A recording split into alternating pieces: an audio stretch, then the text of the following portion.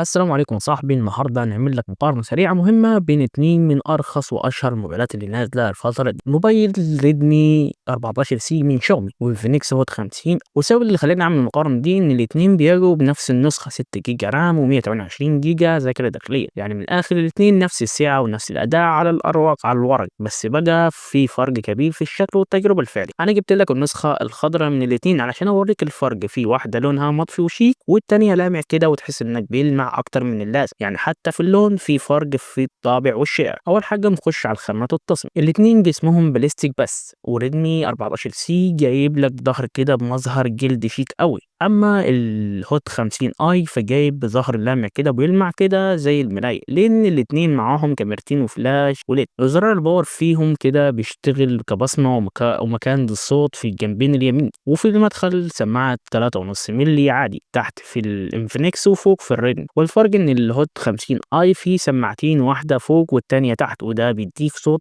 ستيريو عالي جدا. الشاشه بقى خد عين حجم الشاشه الريدمي 14 سي هو 6.88 بوصه، وانفينكس هوت 50 اي شاشته 6.7 بوصه. الاثنين اي بي اس ال دي والشاشه كويسه فيهم، بس ميزه الريدمي انه اكبر وانسب لو بتحب تتفرج على فيديوهات او تلعب العاب. نيجي بقى نخش على الكاميرا الخلفيه في الريدمي 14 سي بيدينا 50 ميجا بكسل، واما في الانفينكس هوت 50 دينا في 48 ميجا بكسل. بس المفاجأة ان رغم كده صور الهوت 50 اي طالعة احسن شوية من الريدمي. والكاميرا الامامية في الريدمي بيكسب هنا لان ب 13 ميجا بكسل، انما الانفينكس 8 ميجا بكسل بس. تعال نروح على الاداء والمعالج، الاتنين فيهم نفس المعالج تقريبا، الهيليو جي 81، بس في الريدمي 14 سي بيجي بنسخة اسمها الترا، وده بمعنى ان اداء افضل شويه. وخلينا صريحين شويه ان الاداء العام قريب جدا، بس الريدمي اسرع بفارق بسيط في الفتح والتنقل بين التطبيقات. اما بقى البطاريه جاب لك البطاريه 5560 ملي امبير في الريدمي 14 سي، والهوت 50 اي بطاريته اقل شويه، والشحن الاثنين بيجوا بشحن 18 واط. الوزن هنا مهم برضو جدا، الريدمي وزنه 204 جرام،